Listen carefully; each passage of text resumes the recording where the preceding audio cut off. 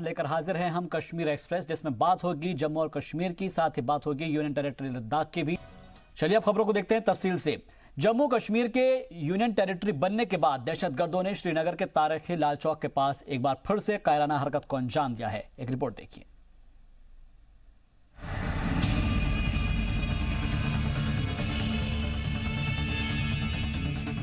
फिर लाल हुआ लाल चौक। दहशतगर्दों ने फिर किया हमला। हिफाजती दस्तों पर ग्रेनेड अटैक। बेकसूर की ली जान। जम्मू कश्मीर और लद्दाख के यूनियन टेरिटरी बनने के बाद दहशतगर्दों की बौखलाहट एक बार फिर से सामने आई है। श्रीनगर में दहशतगर्दों ने एक बार फिर से हिफाजती दस्तों को निशाना बनाकर हमला किया है। श्रीनगर के लाल चौक के पास घोनीखन इलाके में दहशतगर्दों ने ग्रेनेड फेंका, जिसमें एक आम शहरी की मौत हो गई, जबकि एक एसएसबी का जवान शहीद हो गया। इस दौरान 22 से ज्यादा लोग शदीद तौर से जख्मी हुए हैं, जिनमें एसएसबी के 2 जवान भी शामिल हैं। फिलहाल इनमें से 2 की हालत नाजुक बनी हुई है।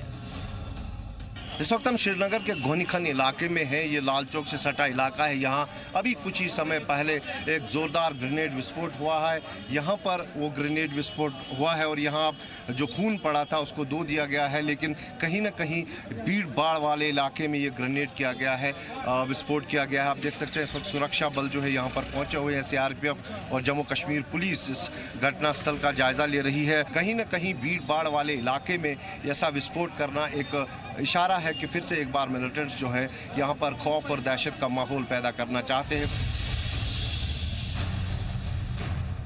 सुबह का वक्त था, बाजार धीरे धीरे खुल रहे थे।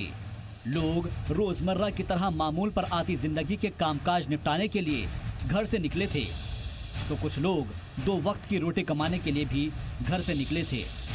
लेकिन तभी 3 दहशतगर्द मोटरसाइकिल पर सवार होकर आए, जिन्होंने श्रीनगर के लाल चौक के पास भीड़ भाड़ वाले इलाके घोनीखन में ग्रेनेड फेंका, जिसकी जद में कई लोग आ गए। इनमें एक खिलौने बेचने वाले की मौके पर ही मौत हो गई। पे ग्रेनेड हुआ है वहाँ पे। अभी इसमें जो जहाँ तक के हॉस्पिटल तक की वो इतला है, अभी 11 लोग वहाँ जख्मी पहुँचे हैं।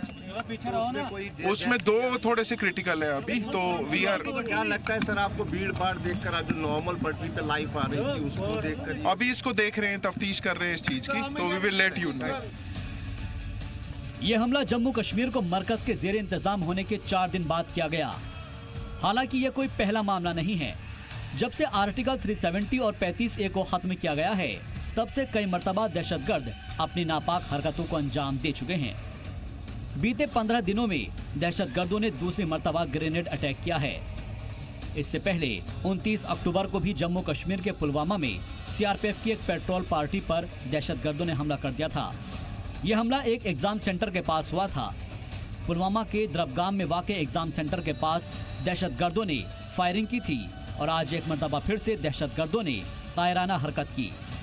फिलहाल हिफाजती दस्तों ने पूरे इलाके को घेर लिया है और सर्च ऑपरेशन जारी है। कहीं न कहीं इस भीड़ भाड़ वाले इलाके में ग्रेनेड विस्फोट करना एक इशारा है कि मिलिटेंट्स जो है चाहते हैं कहीं ना कहीं खौफ और दहशत का माहौल हो। और पूरे लाल चौक में अगर हम आज की बात करें तो आज जो हालात कुछ सामान्य दिख रहे थे। यहाँ पर पब्लिक ट्रांसपोर्ट, प्राइवेट ट्रांसपोर्ट में बढ़ोतरी हुई थी, दुकानें खुली हुई थी काफ़ी देर तक। तो इस सब को देखते हुए एक बार फिर मिलिटेंट्स ने खौफ और दहशत का माहौल पैदा किया है। कैमरा पर्सन फाम मंजूर के साथ खालिद हुसैन, जी मीडिया, घोनीखन, लाल चौक, श्रीनगर। और फिलहाल कैसे हालात हैं वहां पर, क्या कुछ चल रहा है, ये जानने के लिए सीधा रुख करते हैं जी मीडिया नुमाइंदे खालिद हुसैन का। खालिद, सबसे पहले हमें जानकारी दीजिए और बताइए कि आखिर वहां पर इस वक्त कैसा माहौल है और सुबह से लेकर अब तक क्या कुछ डेवलपमेंट हुआ है इस खबर के बाद, जब से ग्रेनेड अटैक हुआ, क्योंकि हमने आपकी रिपोर्ट भी देखी है। उसके बाद से जो जख्मी है उनमें भी इजाफा हुआ था। अब तक का क्या डेवलपमेंट हुआ है? देखिए, अगर हॉस्पिटल जरायू की बात करें तो करीबन 32 लोग घायल हैं। इसमें एक की मौत हो गई है। जो मरने वाला है उसकी पहचान एक रिंकू सिंह के तहत बताई जा रही है और जो सहारनपुरा का रहने वाला है वो वहाँ खिलौने बेच रहा था, अब जैसे कि चश्मदीदू ने वहाँ पर कहा है। इसके अलावा अगर हम उस घटना स्थल की अभी बात करें तो वहाँ जो है अब लगभग हालात सामान्य हुए हैं, लेकिन जो एंट्री और एग्ज़िट पॉइंट्स हैं श्रीनगर शहर के, वहाँ अब भी तलाशी अभियान जो है चलाया जा रहा है, नाके लगा दिए गए हैं। ख़ासकर जो 2 व्हीलर्स हैं उनकी चेकिंग की जा रही है, क्योंकि शक है कि शायद जो ग्रेनेड फेंका गया था वो एक 2 व्हीलर पर सवार होकर 3 लोगों ने फेंका गया है। इसके अलावा जो सीसीटीवी फुटेज पुलिस ने ली है उसको अब पूरी तरह से देखा जा रहा है, पहचानने की कोशिश की जा रही है, क्योंकि भीड़ बहुत ज़्यादा थी। जैसा कि सीसीटीवी फुटेज अगर जो हमने भी देखी है उसमें काफ़ी ज़्यादा भीड़ थी जब ये ग्रेनेड ब्लास्ट किया गया है, तो उसको कोशिश की जा रही है उन लोगों को पहचानने की जिन्होंने ये ग्रेनेड जो है दागा है। इसमें थोड़ा वक्त लगेगा पुलिस को, लेकिन जैसा कि पुलिस अधिकारियों से हमारी बात हुई है कि ये पूरा मुमकिन है कि जो हमलावर हैं उनकी पहचान हो जाएगी। लेकिन फ़िलहाल श्रीनगर के आसपास के इलाकों में जहां से भी एंट्री और एग्ज़िट पॉइंट्स हैं वहां अभी शाम डले जो है नाके सख्त कर दिए गए हैं, 2 व्हीलर्स की चेकिंग हो रही तब से ही जब से ये हमला हुआ था। और आज अगर हम 3 महीने की बात करें तो कुछ कदरे बेहतर श्रीनगर के सिविल लाइंस में हालात दिख रहे थे, ट्रैफिक की आवाजाही बड़ी थी, लेकिन डाउनटाउन में अभी भी जो है हालात वैसे हैं। अब कुछ दुकानें नहीं खुली, ट्रैफिक नहीं चल रहा है, लेकिन श्रीनगर की सिविल लाइंस में ज़रूर हालात बेहतर हुए थे। और वही कारण है कि जो पुलिस हमें बता रही है कि नॉर्मल जो लाइफ है उसको डिस्टर्ब करने के लिए एक बार फिर से ये हमला किया गया है। ये पहली बार नहीं है कि इस इलाके को हरी सिंह हाई स्ट्रीट या फिर गोनी खन को निशाना बनाया गया हो। इससे पहले भी हरी सिंह हाई स्ट्रीट पे ही एक ग्रेनेड विस्फोट किया गया था जिसमें 3 लोग घायल हुए थे, और कुछ ही दिन पहले सोपोर में बस अड्डे में जब ग्रेनेड फेंका गया तब 19 लोग घायल हुए, 6 गंभीर रूप से घायल हुए थे। तो लगातार ऐसी कोशिशें की जा रही है, लेकिन सुरक्षा बल भी जो है इस सब को गंभीरता से ले रहे हैं और इसके खिलाफ क्या रणनीति बनानी है उस पर काम हो रहा है। जी। और खालिद, क्या इस बारे में भी कोई जानकारी है कि वहाँ पर हिफाजती दस्ते मौजूद थे और क्या उनके भी किसी तरीके से कुछ उनके भी जख्मी होने की कोई खबर है? इस तरह की कोई खबरें निकल कर सामने आई थी बीच में। और इसके अलावा एक चीज़ और समझना चाहेंगे आपसे कि क्या लगता है कि आने वाले वक्त के अंदर इनके ऊपर पाबंदियां सख्त करनी पड़ेगी उन इलाकों के अंदर, क्योंकि जब से हमने देखा है कि जो इंटरनेट सर्विसेज है उसका कहीं ना कहीं ये जो टेररिस्ट है वो फ़ायदा उठा रहे हैं। देखिए, अभी फ़िलहाल अगर हम इंटरनेट सर्विस की बात करें तो इंटरनेट सर्विस जो है अभी भी मुअत्तल है, खासकर मोबाइल इंटरनेट या ब्रॉडबैंड वो अभी भी मुअत्तल है। लेकिन कहीं ना कहीं जो भीड़ भाड़ वाले इलाके हैं वहाँ सुरक्षा का गश्त जो है बढ़ा दिया गया है। हरी सिंह हाई स्ट्रीट हो, लाल चौक हो, जहाँ पर भी सरकार देख रही है कि लोग बाहर आ रहे हैं कामकाज के लिए, वहाँ गश्त बढ़ा दी जा रही है। और इस जगह पर जहाँ पे आज ग्रेनेड हुआ है, इन ज़ख्मियों में 3 SSB के भी लोग शामिल हैं जो घायल हुए हैं। जी, निसंदेह ही इन इलाकों की सुरक्षा व्यवस्था जो है बढ़ाने की प्लानिंग है। खासकर सरकार ने बताया है कि जो दुकानदार जो दुकान खोलना चाहते हैं या फिर जो प्राइवेट ट्रांसपोर्ट या पब्लिक ट्रांसपोर्ट को चलाना चाहते हैं उनको पूरी सुरक्षा दी जाएगी। लेकिन कहीं ना कहीं फिर से ये ऐसा विस्फोट होना एक सुरक्षा व्यवस्था पर भी सवाल खड़ा करता है। लेकिन सारे लूप होल्स को जांचा जा रहा है, कहाँ क्या ज़रूरत है, उस ज़रूरत को पूरा करने की पूरी कोशिश की जा रही है। अब देखना ये होगा कि आने वाले दिनों में ऐसे हमलों को सुरक्षा बल और अन्य इंटेलिजेंस एजेंसी जो है कैसे रोक पाती है। जी, बहुत बहुत शुक्रिया मज़ीद बातचीत के लिए, तमाम अपडेट के लिए खालिद आपका। तो कुल मिलाकर अब देखना अहम होगा कि लूप होल्स कहाँ पर है और सिक्योरिटी के लिहाज से कहाँ पर चूक हुई है, ये भी देखना अहम होगा। लेकिन इन सब के बीच हिंदुस्तानी जो फौज है वो मुंहतोड़ भी जवाब देती हुई नजर आती है। अमूमन हमने देखा है कि मिलिटेंसी जो है लगातार बढ़ती है, लेकिन बावजूद इसके वहां पर माहौल पूरा अमन है। चलिए बढ़ते आगे। जम्मू में दरबार सजने के पहले जम्मू कश्मीर के LG गिरीश चंद्र मुर्मू ने मरकजी वजीर डॉक्टर जितेंद्र सिंह से मुलाकात की। डॉक्टर जितेंद्र सिंह के रिहाइशगाह पर दोनों के बीच तकरीबन 2 घंटे तक कई मुद्दों को लेकर तफसील से बातचीत हुई। इसमें खासतौर पर आर्टिकल 370 हटाए जाने के बाद पैदा हुए हालात और दौरे हाजिर से जुड़े हुए मुद्दों पर बातचीत हुई है। 2 नए यूनियन टेरिटरी बनाए जाने के बाद के इंतजामात को लेकर भी चर्चा हुई है। माना जा रहा है कि जम्मू में दरबार शुरू होने से पहले इतवार देर शाम इस लंबी बातचीत में यूनियन टेरिटरी की एडमिनिस्ट्रेटिव अरेंजमेंट पर भी चर्चा की गई है। इस दौरान चीफ सेक्रेटरी BVR सुब्रमण्यम भी मौजूद रहे। BDC इंतखाबात के बाद डोडा में बीजेपी की जानिब से एक वर्कर्स मीटिंग का इनेकाद किया गया। इस मीटिंग में पंचों और सरपंचों ने शिरकत की। मीटिंग के दौरान कई पंचों और सरपंचों ने बीजेपी का दामन भी थामा। मीटिंग की सदारत साबिक MLA शक्तिराज परिहार कर रहे थे, जबकि जिला बीजेपी यूनिट के कई लीडरान इस मीटिंग में मौजूद रहे। मरमत में यहाँ एक प्रोग्राम आयोजित किया गया था जिसका मकसद था कि जो हाल में जो यहाँ पे ब्लॉक डेवलपमेंट काउंसिल के जो इलेक्शन यहाँ पे हुए उसमें गुड्डी देवी वाइफ ऑफ राजकुमार जी यहाँ पे जीती, यहाँ मरमत ब्लॉक के वो चेयरमैन बनी। मैं अपनी ओर से इनको मुबारकबाद देना चाहूँगा। और राजकुमार जी जो कांग्रेस के ब्लॉक प्रेसिडेंट मरमत के थे, उन्होंने कांग्रेस छोड़ के आज भारतीय जनता पार्टी ज्वाइन की। न केवल उन्होंने बल्कि उनके साथ बहुत सारे सरपंच, सैकड़ों की तादाद में यहाँ कांग्रेस के कार्यकर्ता, पंच, सरपंच जिन्होंने आज यहाँ पे भारतीय जनता पार्टी ज्वाइन की। मैं अपनी ओर से इन सबको मुबारकबाद देना चाहूँगा और ये विश्वास रखता हूँ कि इनके जुड़ने से भारतीय जनता पार्टी और मजबूत होगी। उधर जम्मू में पीडीपी की जानिब से प्रेस कॉन्फ्रेंस का इनेकाद किया गया। पीडीपी ऑफिस के अंदर मुनाकिद पार्टी के जनरल सेक्रेटरी वेद महाजन ने महबूबा मुफ्ती को नजरबंद किए जाने को बेबुनियाद करार दिया। उन्होंने कहा कि महबूबा मुफ्ती पर लगाए गए इल्जामात भी बेबुनियाद है और साथ ही उन्होंने इंतजामिया पर इल्जाम लगाया कि महबूबा मुफ्ती की टेलीफोन लाइन बंद है और वे अपनी मां से राब्ता नहीं कर पा रही है। खास करके जो हमारी पार्टी सदर महबूबा जी हैं, उनको जिस आइसोलेटेड जगह पे रखा गया है वहाँ पोजीशन ये है कि वो अपने जिस पे रखा गया वो अपने कमरे से बाहर आने की भी उनको परमिशन नहीं है ताकि वो बाहर आके वॉक कर सकें। और इतना हार्श विंटर ऊपर से शुरू हो गया और हमें चिंता इस बात की है कि कहीं उनकी सेहत अगर बिगड़ गई तो फिर वो हालात कोई ठीक नहीं रहेंगे। तो हमारी सरकार से ये प्रार्थना है कि उनको कम से कम वहाँ से फौरी तौर पे हमारा यह है कि पॉलिटिकल लीडरशिप कुछ वहाँ से रिलीज़ करना चाहिए। और इसके साथ मैं ये भी कहूँगा कि उनकी जो मदर हैं वो बड़ी एज्ड हैं और उनका जो लैंडलाइन फ़ोन है वो अभी तक रिस्टोर नहीं किया गया और वो घर में अकेली रहती हैं। अब ये बताइए कि उनको अपनी बेटी के साथ भी फ़ोन पे उनका कोई कनेक्शन नहीं है। जम्मू कश्मीर के विंटर कैपिटल जम्मू में आज से सरकारी कामकाज शुरू हो गया। यूनियन टेरिटरी बनने के बाद जम्मू से ही एलजी अपना कामकाज संभाल रहे हैं और इस दौरान एलजी मुर्मू को गार्ड ऑफ ऑनर दिया गया।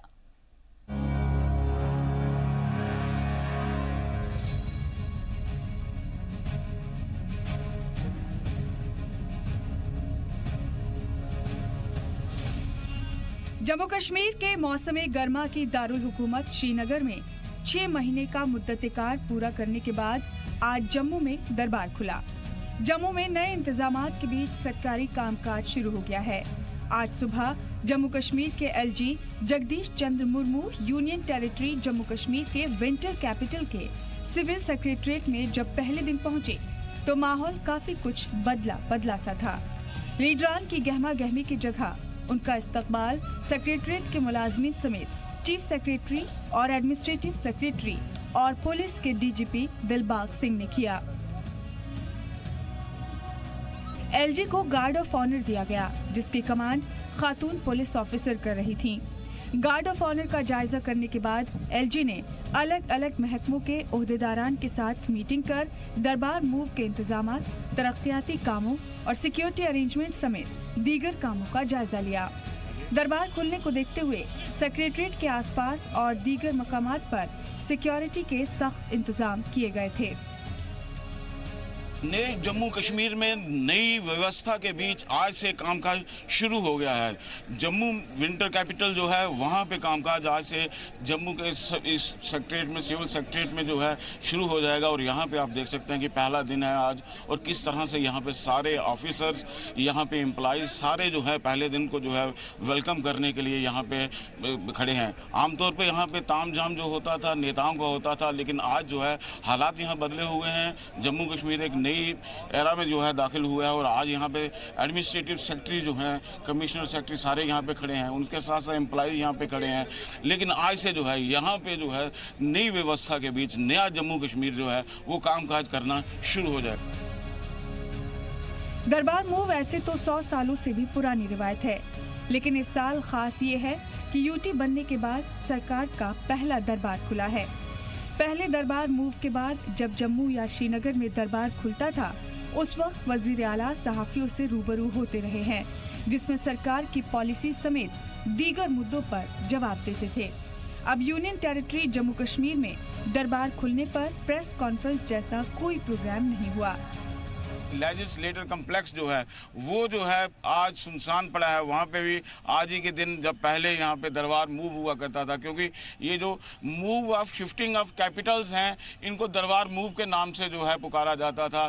समर कैपिटल कश्मीर में होती थी, जो कि 25 अक्टूबर को कश्मीर में समर कैपिटल जो है वो बंद हो चुकी थी, और जो है विंटर कैपिटल जो है वो जम्मू में होती है, जिसमें आज से कामकाज शुरू हो गया है। 3000 से ज़्यादा कश्मीर घाटी के एम्प्लाई आज जम्मू में जो है सिविल सेक्टर में काम करना जो है उन्होंने शुरू कर दिया है। जम्मू के एम्प्लाई यहाँ पे आए हैं। यहाँ जगह जगह जो है पोस्टर बैनर लगे हुए हैं वेलकम करने के लिए, यो एम्प्लाई यहाँ पे आए हैं। ये एक ट्रेडिशन है, जो जम्मू से श्रीनगर जाते हैं तो उनको भी ऐसे ही वेलकम दिया जाता है, और जो कश्मीर से जम्मू आते हैं एम्प्लाई उनको भी ऐसे वेलकम दिया जाता है।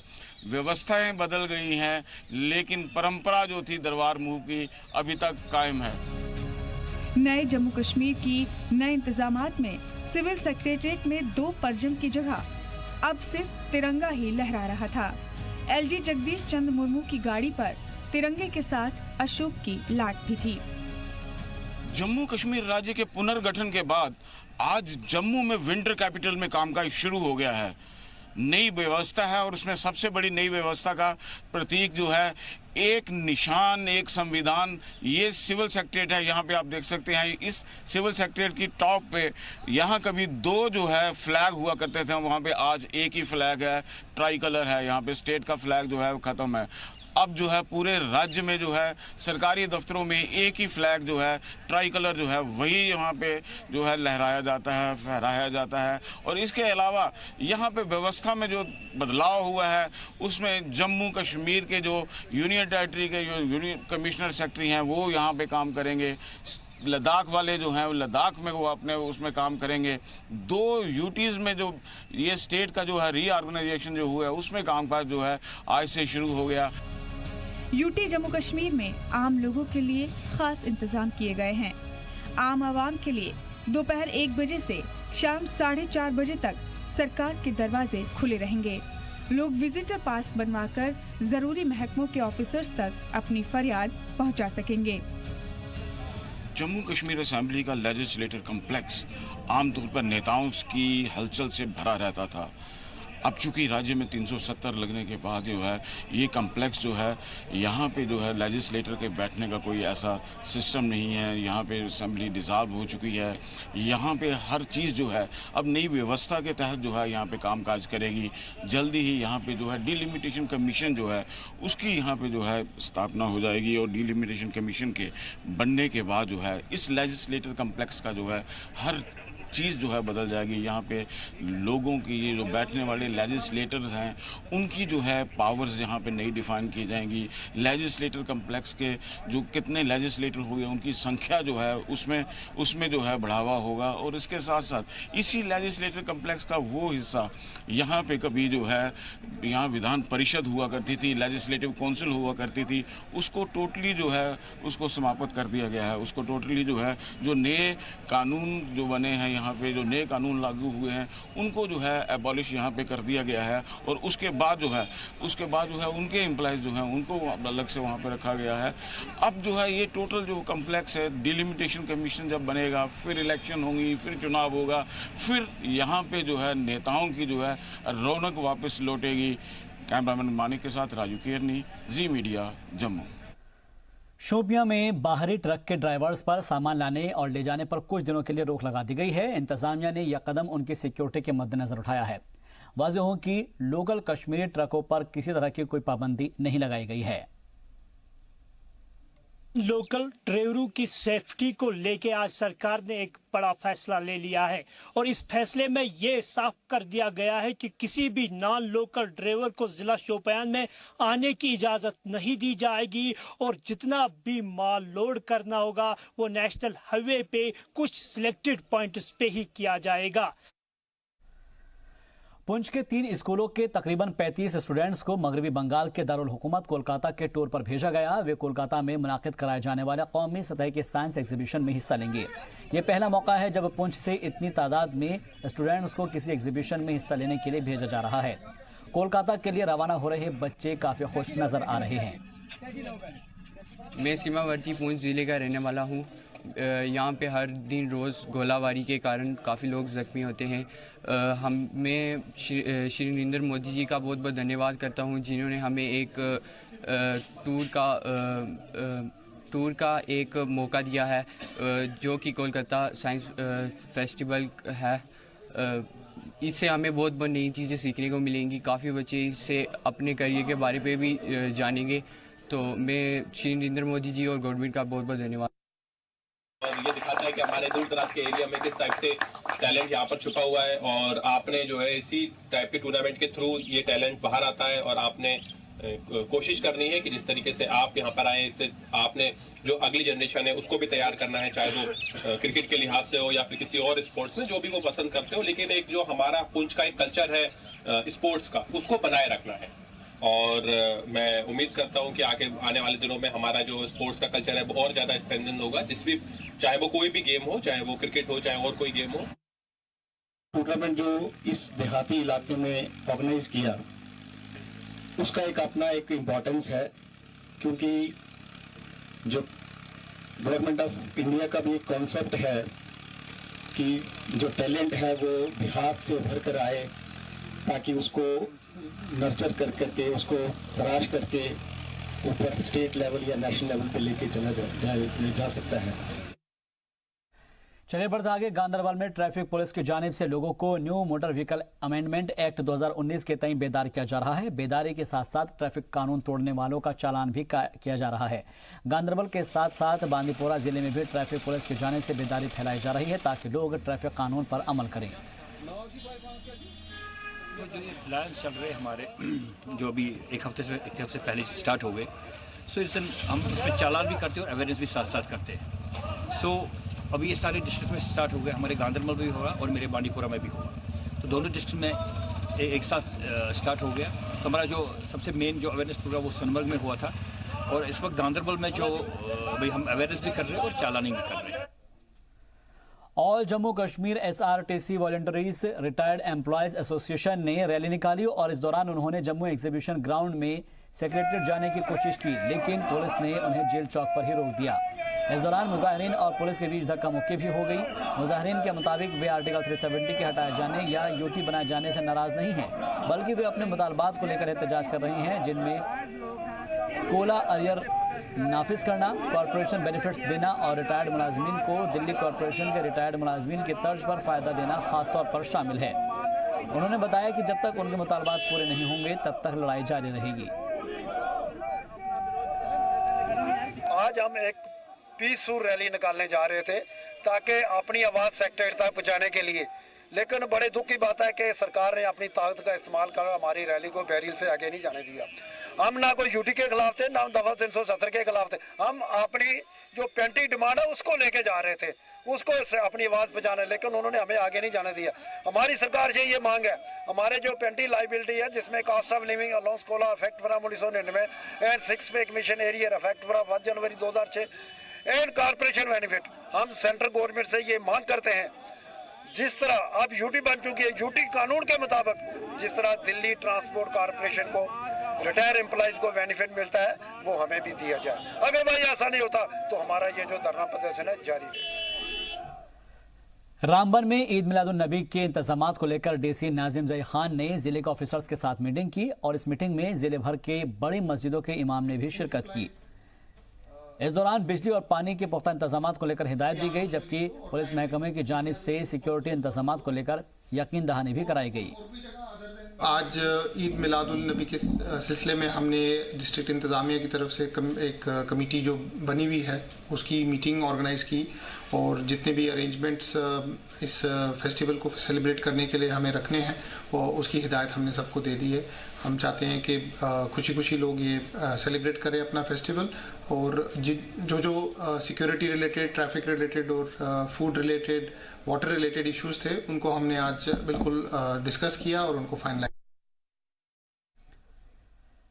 चलिए बढ़ते आगे। श्रीनगर बारामूला नेशनल हाईवे पर हादसात का सिलसिला थमने का नाम नहीं ले रहा है और इस इलाके में गुज़िश्ता 5 हफ्तों में ही आधे दर्जन हादसात में तकरीबन 5 लोगों की जान चली गई है। मकामी लोगों ने ट्रैफिक पुलिस से अपील की है कि वो तेज रफ्तार गाड़ियों के स्पीड पर लगाम लगाने के लिए इकदाम करे और साथ ही हायर अथॉरिटीज से अपील की गई है कि वे रोड की मरम्मत कराएं ताकि पेश आने वाले हादसात में कमी आए। ये जो बारामूला नेशनल हाईवे है ये बहुत तंग सड़क है। इस तंगी की वजह से यहाँ एक्सीडेंट होते हैं। अब दो तीन दिन की बात है कि यहाँ पटन तापर में एक एक्सीडेंट हुआ है जिसमें 4 जानें ज़ाया होगी। ये इसी कारण का ये सड़क जो ये कुशादा नहीं है। हम महकमे ट्रैफिक से गुजारिश करते हैं कि वो गाड़ियों की चेकिंग स्पीड चेकिंग करे ताकि एक्सीडेंट में कमी हो जाए। पुंछ में एलओसी के पास वाक़े जलास गांव में गुज़िश्ता 40 दिनों से जारी Ghulam Ahmad Gani memorial cricket T20 tournament इख्तिताम पसीर हो गया। टूर्नामेंट के फाइनल मुकाबले में स्टार वाइपर क्रिकेट क्लब के रूफी क्रिकेट क्लब को 3 विकेट से शिकस्त दी और खिताब पर कब्जा कर लिया। इस मौके पर गुलाम अहमद गनी के बेटे आफ्ताब अहमद गनी और मंडी ब्लॉक के BDC चेयरमैन शमीम अहमद गनी भी मौजूद रहे। उनके अलावा DDC राहुल यादव और SSP रमेश अंगराल बतौर मेहमान खुसूसी टूर्नामेंट के आखिरी दिन क्रिकेट मुकाबले का लुत्फ उठाने पहुंचे। 40 दिनों से मुनाकिद कराए जा रहे इस क्रिकेट टूर्नामेंट में पुंछ और राजौरी जिलों की 32 टीमों ने हिस्सा लिया। टूर्नामेंट के दौरान सिक्योरिटी इंतजामात को लेकर ऑर्गेनाइजर्स की जानिब से 39 RR यूनिट, पुलिस और इलाके के नौजवानों का शुक्रिया अदा किया गया। टूर्नामेंट जो है पिछले 40 दिन से ये टूर्नामेंट यहाँ पे चल रहा है, तो 32 टीमों ने इसमें पार्टिसिपेट किया। आज जो यहाँ फाइनल था, ये जो टूर्नामेंट है मेरे मरहूम वालिद ख्वाजा गुलाम अहमद गनी साहब के नाम पे, जो यहाँ एक्स मिनिस्टर रहे, और ख़ास करके मैं यहाँ 39 RR जो कमांडर साहब हैं उनका शुक्रिया अदा करता हूँ, ब्रिगेडियर साहब का। आर्मी का बड़ा सपोर्ट रहता है यहाँ नौजवानों को बूस्ट करने में, खास करके स्पोर्ट्स के जहाँ मसले हों। ये आर्मी का ग्राउंड है और आर्मी ने हमें परमिशन दी, शाना बशाना हमारे साथ रहे। आज के मेहमान खुसूसी जो है SSP पुंछ जो डिप्टी कमिश्नर पुंछ थे, मैं उनका भी शुक्रिया अदा करता हूँ। यहाँ उन्होंने नौजवानों की हौसला अफजाई की।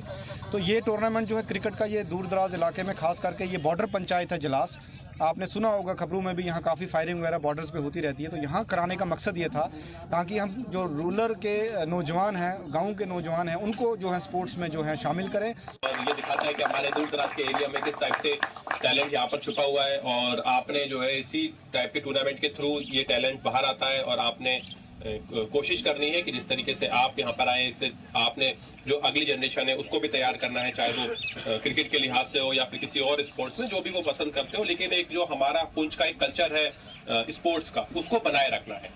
और मैं उम्मीद करता हूं कि आने वाले दिनों में हमारा जो स्पोर्ट्स का कल्चर है वो और ज़्यादा स्ट्रेंथन होगा, जिस भी, चाहे वो कोई भी गेम हो, चाहे वो क्रिकेट हो, चाहे और कोई गेम हो। टूर्नामेंट जो इस देहाती इलाके में ऑर्गेनाइज किया, उसका अपना एक इम्पोर्टेंस है, क्योंकि जो गवर्नमेंट ऑफ इंडिया का भी एक कॉन्सेप्ट है कि जो टैलेंट है वो देहात से उभर कर आए, ताकि उसको नर्चर करके उसको तराश करके ऊपर स्टेट लेवल या नेशनल लेवल पे लेके चला जाए।